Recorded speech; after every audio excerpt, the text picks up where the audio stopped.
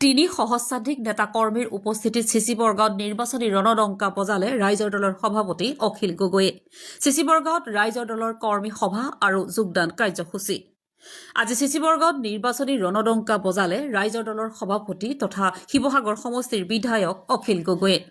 চিচিবৰগাঁও চাৰিআলিস্থিত কৃষ্টি ভৱনত ৰাইজৰ দলে অনুষ্ঠিত কৰা এক কৰ্মী সভা তথা যোগদান কাৰ্যসূচীত অংশগ্ৰহণ কৰি মুখ্যমন্ত্ৰী হিমন্ত বিশ্ব শৰ্মা তথা বিজেপি চৰকাৰক তীব্ৰ সমালোচনা কৰি অসমত আঞ্চলিকতাবাদ ৰক্ষাৰ স্বাৰ্থত আগন্তুক ২৬ৰ বিধানসভা নিৰ্বাচনত ৰাইজৰ দলৰ প্ৰাৰ্থীক জিকাই আনিবলৈ আহ্বান জনায়।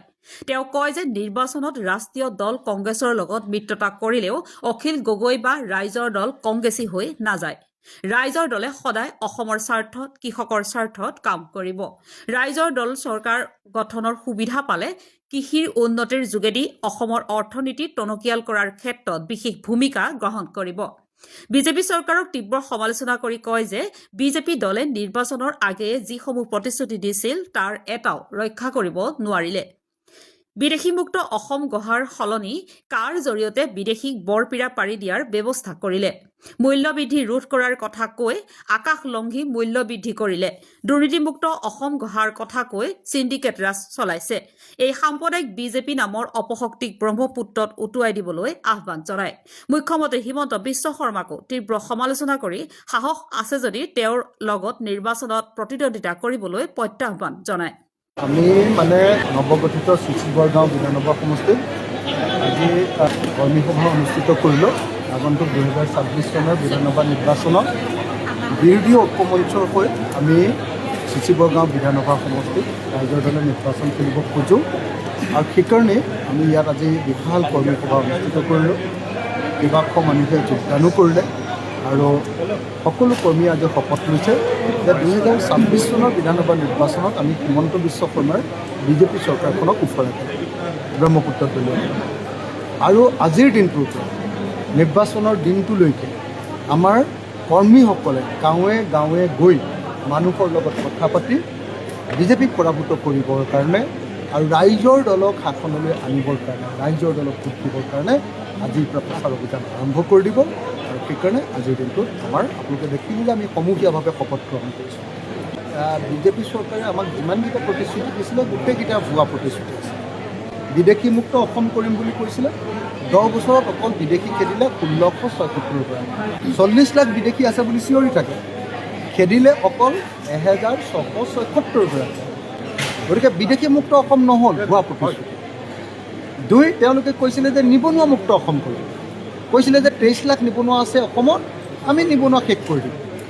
আমি দেখিলোঁ যে নিবনুৱা 23 লাখৰ পৰা গৈ এতিয়া ৩৬ লাখ হ'ল অসমত।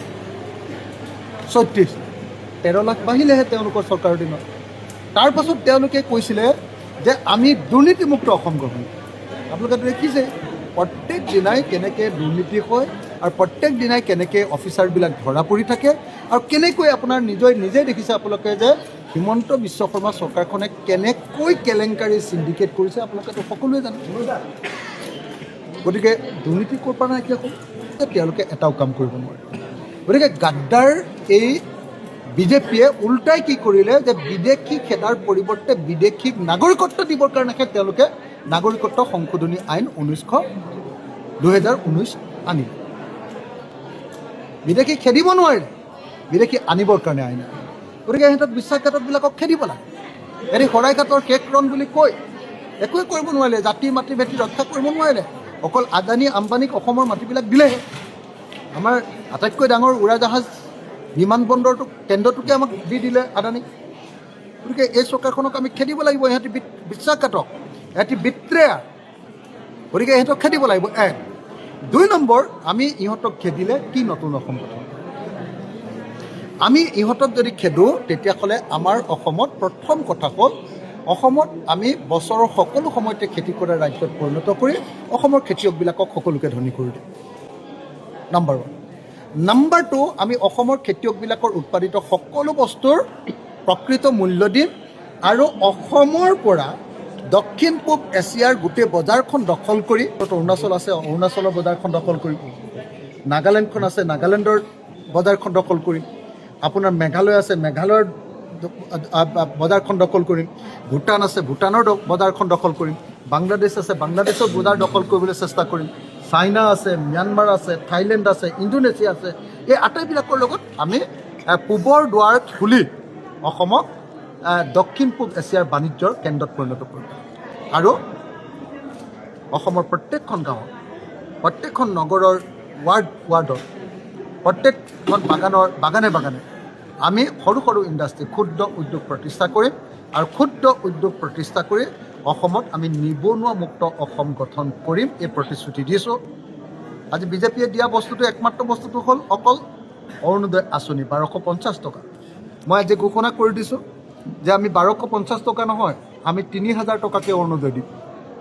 মই আজি ঘোষণা কৰি দিছোঁ যে অৰুণোদয় অকল কেইগৰাকীমান মহিলাই নহয়, গাঁওখনৰ 100 গৰাকীৰ ভিতৰত 40 গৰাকী মহিলাই নহয়, 100 গৰাকী মহিলাৰ ভিতৰত 100 গৰাকী মহিলাক দিম। খেতিয়ক আৰু শ্ৰমিকবিলাকৰ ক্ষেত্ৰত 65 বছৰ ওপৰ হ'লে সকলোকে অৰুণোদয় দিম, পুৰুষবিলাককো। ডিজেবল পাৰ্চন সকলোকে দিম। আৰু তৃতীয় লিংগৰ মানুহকো আমি 100% অৰুণোদয় দিম, আৰু সেইটো 3000 টকাকৈ দিম। এই কথাও আজি ঘোষণা কৰি দিছোঁ। গতিকে মই অসমবাসী ৰাইজক আহ্বান জনাইছোঁ যে বিজেপিক এইবাৰ ব্ৰহ্মপুত্ৰত দলিয়াব লাগে, আৰু ৰাইজৰ দল থকা আমাৰ বিৰোধী ঐক্য মঞ্চক এইবাৰ চৰকাৰৰ শাসনলৈ আনিব লাগে। ক'তো প্ৰাৰ্থী ঘোষণা কৰা নাই হে, আমি ডিমাণ্ড কৰি আছোঁ। আমাক যদি চিচি বৰগাঁও দিয়ে, এনেকৈ কৈ আছোঁ যে আমি জিকাই দিব পাৰিম আমাৰ প্ৰাৰ্থী, আৰু তেতিয়া বিৰোধী দলৰ কাৰণে এখন আসন বৃদ্ধি পাব। যে বিজেপিক খেদিবৰ কাৰণে, সাম্প্ৰদায়িক ফেচিবাদী বিজেপিক খেদিবৰ কাৰণে আমি বিৰোধী পক্ষ লগ হৈছোঁ, লগ হ'ম, লগ হৈ থাকিম। আৰু এইবাৰ ঐক্যবদ্ধভাৱে বিজেপিক খেদিম আৰু বিৰোধী ঐক্য মঞ্চ হ'ব আৰু হ'বই। 4 তাৰিখৰ সন্ধিয়া 8 বজাত মই নিজ কাণেৰে আৰু নিজ চকুৰে দেখিছোঁ আৰু নিজ কাণেৰে শুনিছোঁ যে বিজেপিৰ ৰাজ্যিক সভাপতিজনে 60টা বিধানসভা সমষ্টিত অশোক সিংঘাল নামৰ বহিৰাগত সেই বনিয়া মন্ত্ৰীজনক অসমৰ 60টা সমষ্টিৰ ভোটাৰ তালিকা বদলাই দিবৰ কাৰণে ঠিকা দিছে বুলি কৈছে। মই নিজ কাণেৰে শুনিছোঁ। সেইকাৰণে মই চেলেঞ্জ কৰিছোঁ যে দিলীপ শইকীয়াই সেইটো কৰা হয় নে নহয়, এবাৰ তদন্ত কৰি দিয়ক, ওলাই যাব নহয়। দুধ কা দুধ, পানী কা পানী।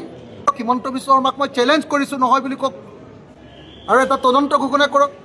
একদম কৈছে যে 60টা সমষ্টিত ভোটাৰ তালিকা পৰা নাম কৰ্তন কৰিবৰ কাৰণে দায়িত্ব অৰ্পণ কৰা হৈছে বহিৰাগত বনিয়া আৰু মন্ত্ৰী অসম বিৰোধী অশোক সিংঘালক।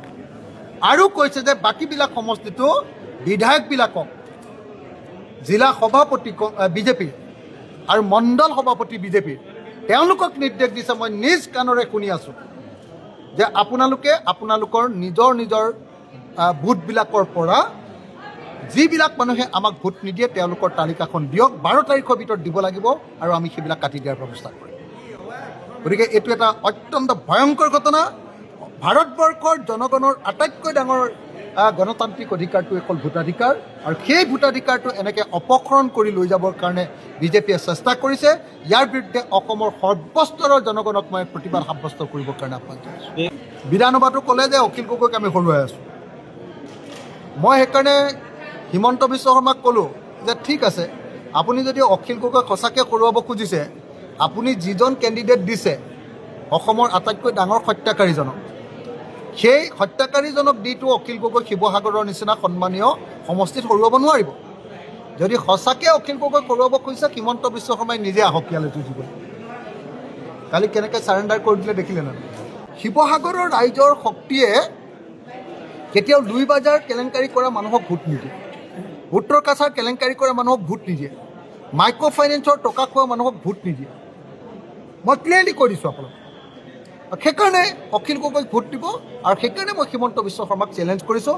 আৰু হিমন্ত বিশ্ব শৰ্মাক সাৰিম বুলি ভাবি তেওঁ পলায়ন কৰিছে, দৌৰ মাৰি টিকা ফটা দৌৰ দি পলাই পত্তং দিছে।